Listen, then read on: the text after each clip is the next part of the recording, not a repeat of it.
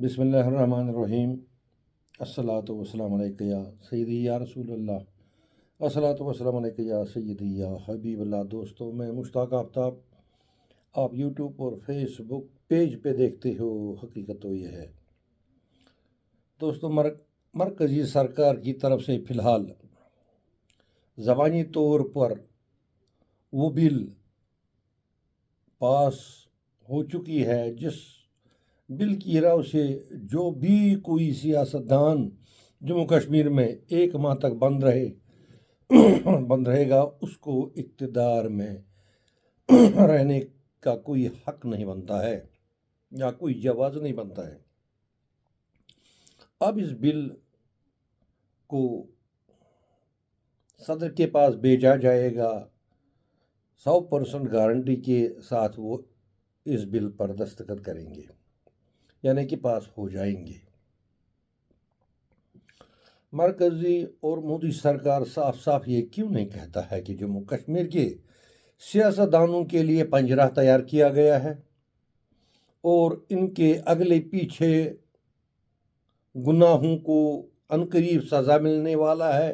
گھپلے اور گھوٹالے منظر عام پر لا کر ان تمام کو ایک بعد دیگرے گرفتار کر کے نااہل قرار دیا جائے۔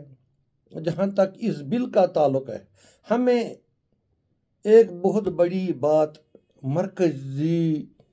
اس میں ایک بہت بڑی بات مرکزی سرکار کو بھول گئی ہے، یا وہ اس بات کو اس بل میں لانے سے گھبراتے ہیں۔ کہیں ان پر بھی کسی وقت یہ قانون لاگو نہ ہو پائی، اس لیے اس بات کو مسترد کیا انہوں نے۔ ویسے بھی بھارت میں جو قانون بنتا ہے اس کو جموں کشمیر میں ہی لاگو کیا جاتا ہے، یہ ڈھکی چھپی بات نہیں ہے۔ اس بل میں ایک بات شامل ہونی چاہیے کہ الیکشن سے پہلے جو بھی کوئی پارٹی مینیفیسٹو میں جو وعدہ کرتا ہے یا وعدہ کیا جاتا ہے، اگر اس پارٹی نے الیکشن کے بعد اپنے وعدے پورے نہ کیے، اپنے وعدوں سے مکر گئی، تو وہ پارٹی بھی نااہل ہوگی، کیونکہ لوگ وعدوں اور بھروسہ کر کے وہ ڈالتے ہیں، لیکن بعد میں وہی پارٹی اپنے وعدوں پر مکر جاتی ہے۔ کیا یہ ظلم اور بے انصافی اور دھوکہ بازی نہیں ہے؟ لہذا یہ قانون اس بل میں درج ہونا چاہیے، یہ کہ الیکشن کے بعد وہ اپنے کیے گئے وعدوں سے منحرف نہیں ہو سکتا ہے۔ بہرحال جموں کشمیر کے سیاستدانوں کے لیے جو جال تیار کیا جا رہا ہے، عوام کو نہ اس سے کوئی فائدہ ہے اور نہ کوئی نقصان ہے، بلکہ مرکزی سرکار کو 370 کو ختم کرنے کے بجائے اسی قانون کو پہلے ہی لاگو کرنا چاہیے تھا اور جموں کشمیر کے تمام سیاستدانوں سے یہ لوٹی عوامی دولت اور خزانے واپس لیے جانے چاہیے تھے، کیونکہ ان کالے اور اندھیرے زہریلے سانپوں نے جموں کشمیر کے خزانوں کو ہمیشہ خالی کر کے عوام کو راہ گزر پر آج تک چھوڑ دیا ہے۔ اربوں خربوں کے خزانے ان لوگوں نے اپنے محلات بنا کر لوٹ لیے ہیں اور اپنے لاڈلوں کے لیے مشخص کیے ہیں۔ آج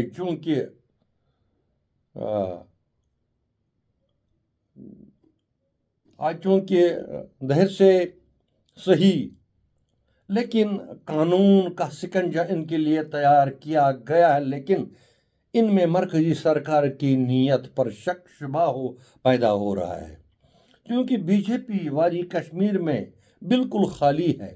کہیں یہ تلوار یہاں کے سیاسی پارٹیوں کو دفنا کر وادی میں بی جے پی کا وجود لانا تو مقصود نہیں ہے۔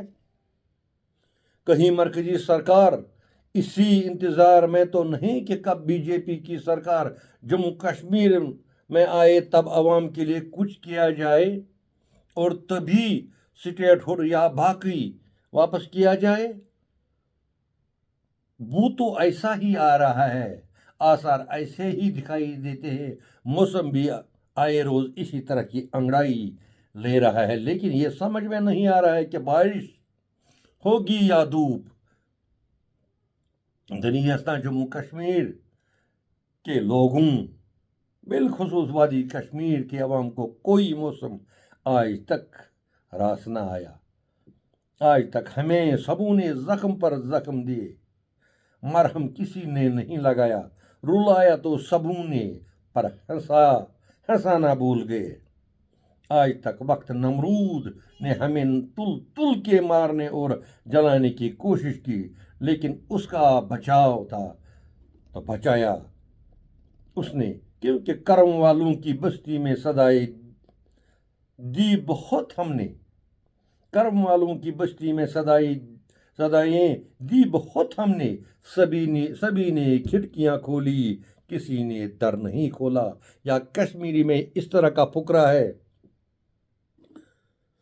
برِتھ دیُتنس زمیٖنس کونہٕ موٗدُس، برِتھ دیُتنس زمیٖنس کونہٕ موٗدُس، رچھن اوسُس خدایس زندٕ تھونس.